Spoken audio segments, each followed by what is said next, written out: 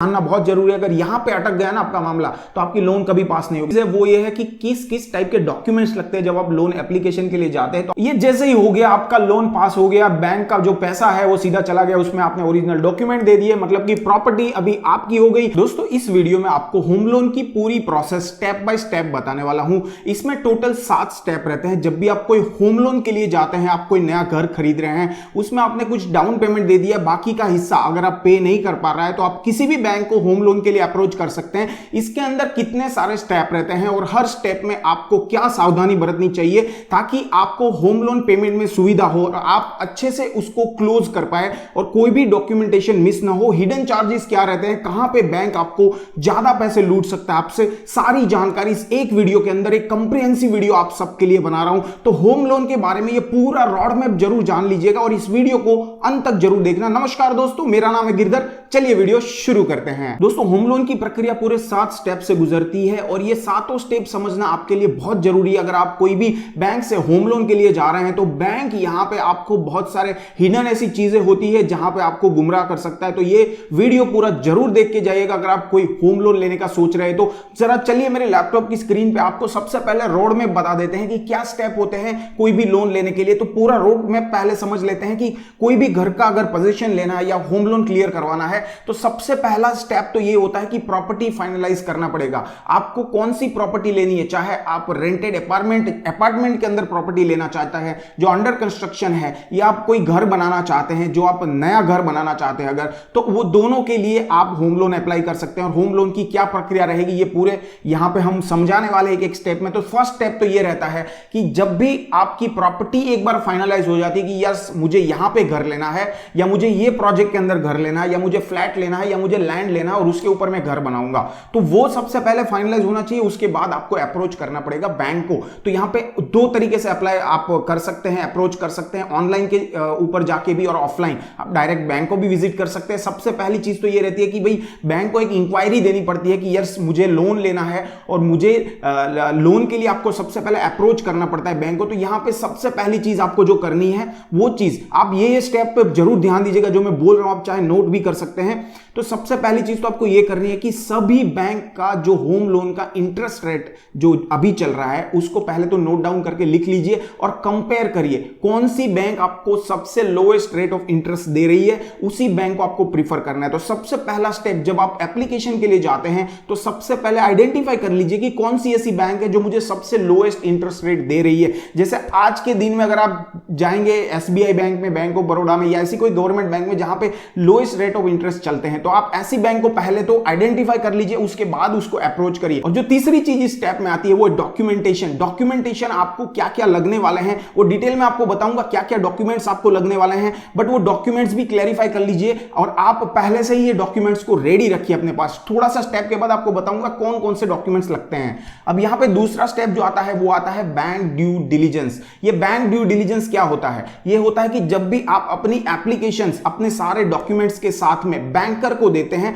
उसके बाद में उसका काम शुरू होता है जिसमें वो फील्ड इन्वेस्टिगेशन करता है, आपकी फाइनेंशियल हिस्ट्री चेक करता है, लीगल चेक करता है, आप जिस प्रोजेक्ट में घर ले रहे हैं उसका पूरा जो लीगलाइज है कि नहीं वो चेक करता है। वो सारी चीज बैंक ड्यू डिलीजेंस में आती है। तो स्टेप 2 के अंदर बैंक अपने से पूरी प्रोसेसिंग करके क्लैरिफाई करता है कि यस ये बंदे को लोन देनी चाहिए या नहीं, और ये प्रोजेक्ट में लोन देनी चाहिए कि नहीं। स्टेप नंबर 3 जो आता है वो आता है credit appraisal and loan sanction. तो इसके अंदर क्या होता है कि फाइनल एक बार फील्ड वेरिफिकेशन होता है, फील्ड इन्वेस्टिगेशन होता है, लीगल और फाइनेंशियल पूरी तरीके से चेक होते हैं और उसके बाद में आपको जो है सैंक्शन किया जाता है लोन आपकी एलिजिबिलिटी के ऊपर में कि भैया ये बंदे को इतना लोन दे सकते हैं। और वो आपकी इनकम बेस पे होता है, आपका सिविल स्कोर के बेस पे होता है, आपके कितने ऊपर लायबिलिटी कितनी है उसके बेस पे होता है। तो ये हुआ स्टेप नंबर 3। स्टेप नंबर 4 होता है offer letter and acceptance and signing. तो ये जो स्टेप नंबर 3 जैसे ही खत्म होता है आपको बैंक एक लेटर देती है और उसके अंदर वो सारी चीजें लिखी रहती है कि आपकी एलिजिबिलिटी ये है, आपको इतना का लोन मिलने वाला है और इसकी ड्यू डेट ये है, उसके अंदर इंटरेस्ट रेट इतना रहेगा, इतनी टेन्योर रहेगी, इतना ईएमआई रहेगा, ये सारी चीज लिखी रहती है और वो चीज आपको दी जाती है। आप पूरा पढ़ के टर्म्स कंडीशन सारी चीज रहती है। उसके बाद आपको यहां पे एक्सेप्टेंस देना पड़ता है बैंक को कि यस मैं ये एक्सेप्ट कर रहा हूं, ये ऑफर एक्सेप्ट कर रहा हूं। ये ऑफर एक्सेप्ट करने के बाद में जो 5वां स्टेप आता है वो आता है लोन एग्रीमेंट का। जैसे ही आप ये एक्सेप्ट करेंगे स्टेप नंबर 4, स्टेप नंबर 5 में आपके जितने भी ओरिजिनल डॉक्यूमेंट्स है वो डॉक्यूमेंट्स एंड एक एग्रीमेंट साइन साइन होता है वो एग्रीमेंट आपके बैंक का और उसके बाद जो सेलर या जो बिल्डर होता है उसका, इसके साथ तीनों के साथ मिलके एक लोन एग्रीमेंट साइन होता है और उसके बाद आपको सारे ओरिजिनल डॉक्यूमेंट्स बैंक को देने पड़ते हैं। और स्टेप नंबर 6 जो है, ये लोन एग्रीमेंट खत्म होने के बाद में यहाँ पे जो सेल डीड है वो बनती है और उसके साथ जो पेमेंट होता है वो रिलीज होता है। वो किसको रिलीज होता है? आपको नहीं होगा, वो रिलीज होगा आइदर सेलर को होगा या बिल्डर को होगा। उसके अकाउंट में चला जाता है पैसा। जैसे ही पैसा वहां पे पहुंच गया आपको पोजीशन मिल जाता है और ये पोजीशन जो है वही हमारा आखिरी स्टेप है, स्टेप नंबर 7। और ये सारी चीजों को हम लोग स्टेप बाय स्टेप अभी समझने वाले हैं। बट आगे बढ़ने से पहले एक छोटी सी चीज, अगर आप मेरी चैनल पे नए आए हैं तो ऐसे वीडियोस में बनाता रहता हूं, तो नीचे वाला लाइक बटन जरूर दबा देना। साथ में नीचे वाला जो लाल कलर का बटन दिख रहा है ना आपको सब्सक्राइब का, उसको दबा दीजिए। इसके साथ में जो नीचे घंटे वाला निशान दिख रहा है उसको भी दबा दीजिए, क्योंकि ऐसे नए वीडियोस के नोटिफिकेशन तभी आपको मिलते रहेंगे और इतने इंपॉर्टेंट वीडियो के नोटिफिकेशन आप मिस ना कर दे, इसके लिए करना बहुत जरूरी है। तो जल्दी से कर लीजिए। चलिए आगे बढ़ते हैं। तो हमारा फर्स्ट स्टेप जो है यहां पे हम समझने वाले हैं, ये है लोन एप्लीकेशन। जब हम लोन एप्लीकेशन के लिए जाते हैं तो सबसे पहली चीज होती है कि इंक्वायरी करना है। तो यहां पे आपको फर्स्ट स्टेप क्या करना है, जो मैंने आपको बताया था कि आपको डिफरेंट बैंक को अप्रोच करना है। ऑनलाइन भी कर सकते हैं, ऑनलाइन भी आप रेट कंपेयर कर सकते हैं। सबसे पहले रेट आप कंपेयर कर लीजिए कि इंटरेस्ट रेट क्या क्या चीज चल रही है। आप अपने दोस्तों से पूछ सकते हैं, अपने रिलेटिव से पूछ सकते हैं जिसने ऑलरेडी लोन लिया है, तो आपको एक आइडिया लग जाएगा कि भाई लोन का इंटरेस्ट क्या चल रहा है, 8.5 चल रहा है या 7 चल रहा है, क्या चल रहा है, और वो एक आपके दिमाग में फिक्स हो जाएगा। फिर जब आप अप्रोच करेंगे बैंक को, जब आप अप्रोच करेंगे उसके रिप्रेजेंटेटिव को, तब आप डायरेक्टली ये बोल सकते हैं कि भैया मुझे तो इतने पे इंटरेस्ट पे लोन चाहिए, आप दे सकते हो कि नहीं बताओ, नहीं तो मैं दूसरी बैंक को अप्रोच करता हूं। तो यहां पे आपको एक नेगोशिएशन का पावर मिल जाता है, आप अच्छे से एक रेट नेगोशिएट कर सकते हैं। और यही चीज है हमारा आखिरी कि आपको रेट नेगोशिएट करना है। इंटरेस्ट रेट जो वो बोलता है सीधा आपको एक्सेप्ट नहीं कर लेना है। अब दूसरा चीज जो आती है वो आती है बैंक फीस। ये बहुत ही इंपॉर्टेंट है, इसको ध्यान से समझ लेना। यहां पे सबसे पहली फीस आती है प्रोसेसिंग फी। प्रोसेसिंग फी के ऊपर आप क्लैरिफाई कर लीजिए अपने बैंक के साथ या अपने रिप्रेजेंटेटिव के साथ कि भैया तुम्हारा प्रोसेसिंग फी कितना है। जनरली प्रोसेसिंग फी 0.25% से लेके 1% तक रहता है। ये 1% of the total loan amount, ठीक है। तो ये जनरली रहता है, लेकिन आपको इजीली आजकल 0.25 से लेके 0.5% पे मिल जाता है लोन। तो आप हो सके उतना नेगोशिएट करने का कोशिश करिए। लेकिन आपको यहां पे एक चीज ये ध्यान रखनी है कि ऐसा ना हो कि यहां पे आप जितना कम कराए वो कम कर दे, लेकिन अदर चार्जेस जो है उसके अंदर बढ़ा दे। तो आपको ये भी उसको क्लैरिफाई करना है उसके साथ कि भैया बाकी के जो लीगल डॉक्यूमेंटेशन वेरिफिकेशन चार्जेस है, ऑफिस चार्जेस है, ये तो कोई लगाए नहीं, ये एडिशनल तो कोई लगने वाले नहीं है। तो वो क्लैरिफाई करना है। और दूसरी चीज क्लैरिफाई करनी जो बहुत इंपॉर्टेंट है वो है प्री पेमेंट के चार्जेस। प्री पेमेंट के कोई चार्ज है कि नहीं। मान लीजिए आपने अभी लोन लिया, 4 साल बाद आपके पास मान लो 10 लाख रुपए इकट्ठा हो गए या 2 लाख रुपए इकट्ठा हो गए और आप प्री पेमेंट करना चाहते हैं बैंक को, तो आप कर सकते हैं क्या? और अगर आप कर सकते हैं तो कितना चार्ज लगेगा? जनरली आज के दिन में कोई भी बैंक चार्ज नहीं लेता, प्री पेमेंट फ्री हो चुका है। लेकिन अगर आपको वो चार्ज लग रहा है तो वो भी आपको क्लैरिफाई करना है कि भैया मुझे प्री पेमेंट का कोई चार्ज लगेगा कि नहीं। स्क्रीन थोड़ा सा देख लीजिए, इतने टाइप के चार्जेस लगते हैं, ये हिडन चार्जेस होते हैं। अगर आपको क्लैरिफिकेशन नहीं है तो आप क्लैरिफाई कर लीजिए। लेकिन आप जो आप जो एप्लीकेशन साइन करते हैं ना, उसके अंदर ये सारे चार्जेस लिखे होते हैं, लेकिन एकदम छोटे छोटे अक्षरों में लिखे होते हैं, आप उसको पढ़ भी नहीं पाएंगे और जनरली कोई नहीं पढ़ता, सीधा साइन कर देता है। तो आप देख लीजिए, प्रोसेसिंग चार्जेस तो आपको पता ही रहता है, लेकिन क्रेडिट स्कोर चेकिंग चार्जेस भी रहता है, जिसका मतलब कोई चार्ज नहीं लगना चाहिए। डॉक्यूमेंटेशन चार्जेस लगते हैं, लीगल चार्जेस लगते हैं, वैल्यूएशन टेक्निकल चार्जेस लगते हैं, कन्वर्जन फी लगती है, चेंजिंग लोन टेन्योर की फी लगती है, फिर प्री पेमेंट चार्जेस लगते हैं जो आपको नहीं देने चाहिए, आप वो क्लैरिफाई कर लीजिए। रीफाइनेंसिंग चार्जेस लगते हैं, लेट पेमेंट चार्जेस लगते हैं। मान लीजिए आपका कोई ईएमआई मिस हो गया तो उसको पे करने के लिए चार्ज लगते हैं, रिकवरी चार्जेस लगते हैं ना, डॉक्यूमेंट रिट्रीवल चार्जेस लगते हैं, pre EMI interest recovered before entire loan के चार्जेस लगते हैं। तो ये चार्जेस आपको पहले क्लैरिफाई जरूर कर लेने हैं। अब लोन एप्लीकेशन में जो तीसरी चीज है वो ये है कि किस किस टाइप के डॉक्यूमेंट्स लगते हैं जब आप लोन एप्लीकेशन के लिए जाते हैं। तो आप यहां पे देख सकते हैं, यहां पे 3 टाइप की कैटेगरी रहती है जनरली। एक है सैलरीड क्लास रहती है, एक है सेल्फ एम्प्लॉयड जैसे सीए डॉक्टर हो गए, और तीसरा चीज रहता है जो बिजनेसमैन है, एंटरप्रेन्योर है, उसके लिए। तो यहां पे आप देख सकते हैं सैलरीड क्लास के अंदर क्या क्या डॉक्यूमेंट लगते हैं। पहला तो लगता है एप्लीकेशन, तो ये एप्लीकेशन आपको भरना है। दूसरा लगता है आइडेंटिटी प्रूफ, रेसिडेंस प्रूफ और एज प्रूफ। जनरली ये सभी के पास अवेलेबल होते हैं, आधार कार्ड, पैन कार्ड वगैरह सब आपको देने पड़ते हैं। पे स्लिप देनी पड़ेगी आपको 3 महीने की, और इसके साथ बैंक स्टेटमेंट देना पड़ेगा आपको 6 महीने का, पिछला 6 महीने का। इजीली अवेलेबल हो जाता है आजकल ऑनलाइन से।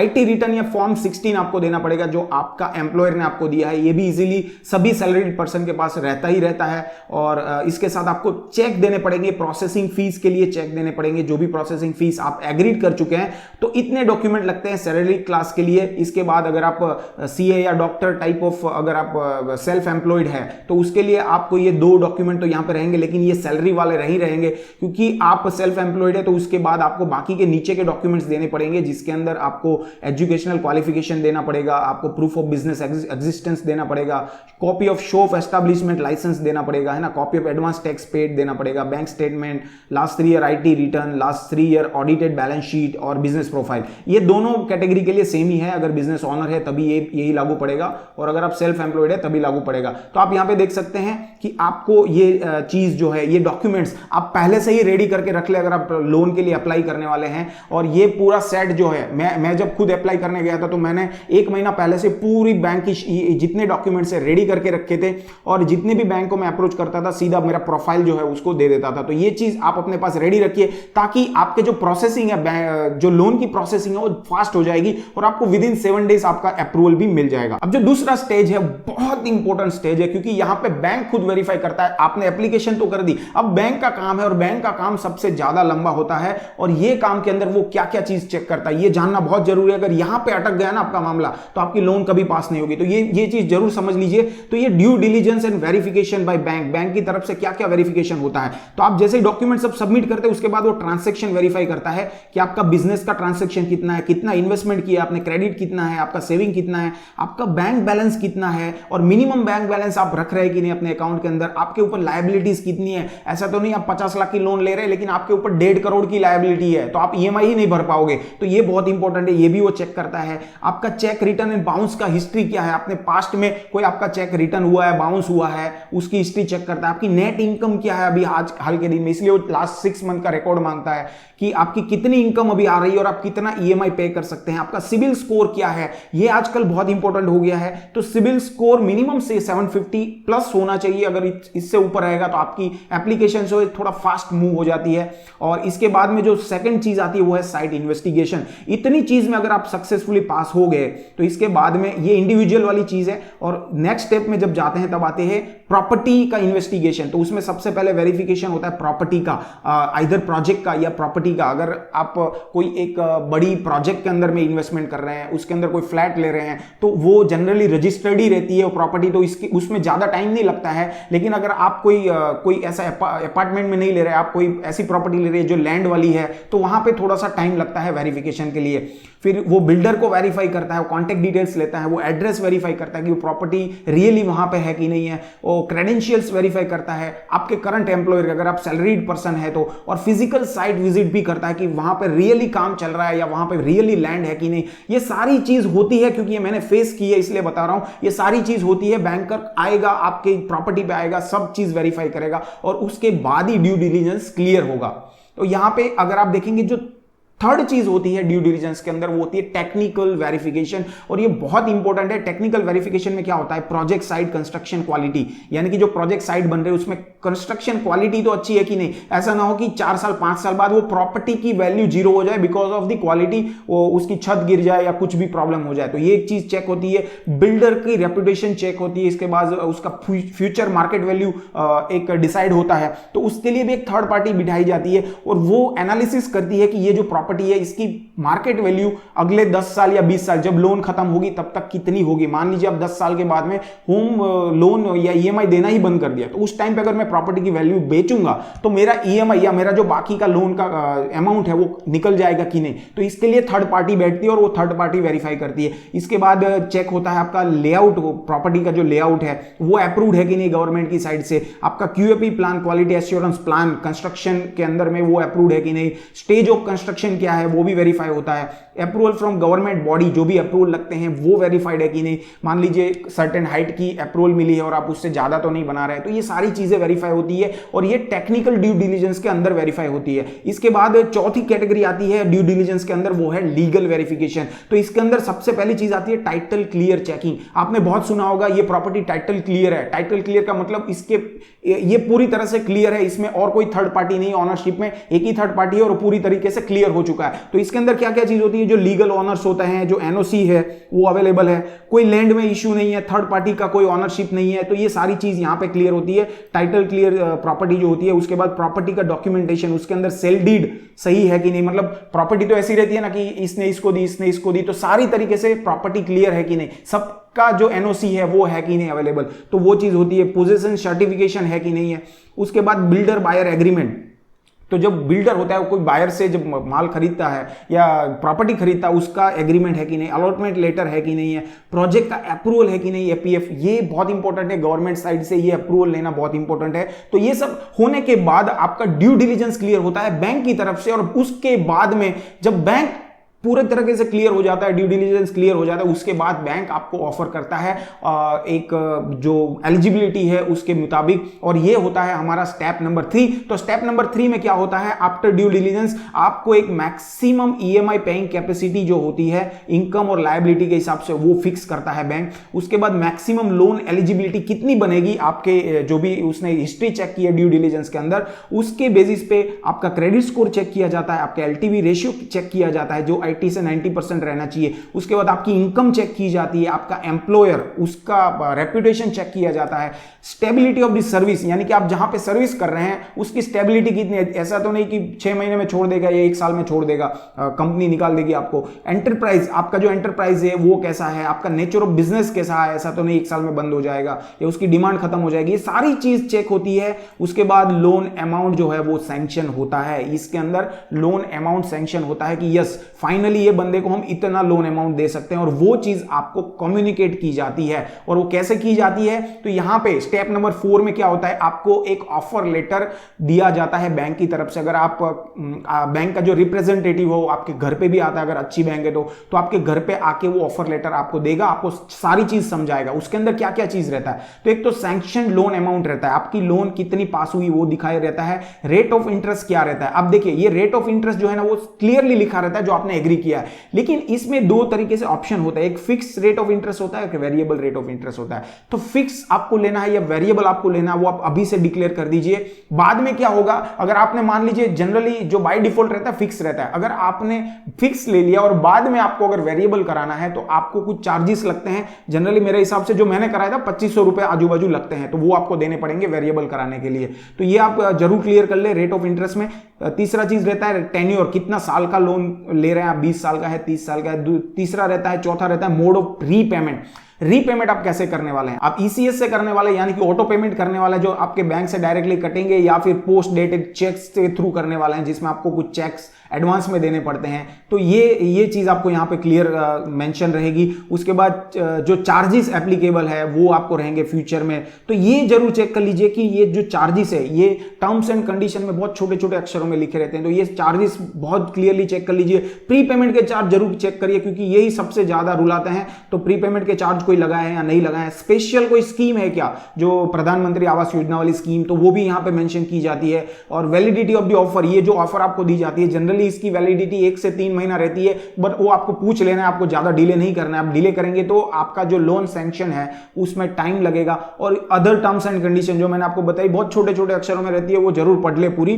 और इसके बाद आपको इस ऑफर को एक्सेप्ट करना है, अगर इसमें कोई भी चेंजेस नहीं है तो आपको इसको एक्सेप्ट करना है। अब ये जैसे ही आप ऑफर एक्सेप्ट करेंगे इसके बाद में शुरू होता है स्टेप नंबर 5 जो है लोन एग्रीमेंट। और ये बहुत इंपॉर्टेंट है, इसमें मेरा बहुत टाइम गया था। ये लोन एग्रीमेंट में क्या होता है कि इसमें ऑल बोरोवर जो बोरोवर रहते हैं उसको साइन करना पड़ता है, एक एग्रीमेंट बनता है। वो एग्रीमेंट में पीडीसी पोस्ट डेटेड चेक्स जो है वो बैंक के द्वारा कलेक्ट होते हैं। मान लीजिए कि आपने कोई टाइम पे ईएमआई पूरा बंद कर दिया, तो बैंक क्या करेगा, ये चेक को बैंक में डालेगा, बाउंस होगा और आपके ऊपर कायदेसर की कार्यवाही हो सकती है। इसके बाद ट्राइपार्टाइट एग्रीमेंट जो है वो साइन होता है। इसमें बोरोवर्ड, बैंक और बिल्डर ये तीनों के बीच में रहता है, जो कि स्पेसिफिकली जो अंडर कंस्ट्रक्शन प्रॉपर्टी होती है वहां पे ही लागू पड़ता है। इसके बाद ओरिजिनल डॉक्यूमेंट जो होते हैं वो सारे डॉक्यूमेंट आपको बैंक को देने पड़ते हैं। जनरली जो आपका जो बिल्डर होता है वो आपको सारे ओरिजिनल डॉक्यूमेंट दे देता है, उसके बाद वो डॉक्यूमेंट आपको बैंक को देने पड़ते हैं और वो बैंक पूरे ओरिजिनल डॉक्यूमेंट ले लेता है आपकी आपकी प्रॉपर्टी की। और ये चीज तो करना ही करना पड़ेगा और इस चीज में बहुत टाइम लगता है। ये जो 3 स्टेप है ना, इसमें बहुत टाइम लगता है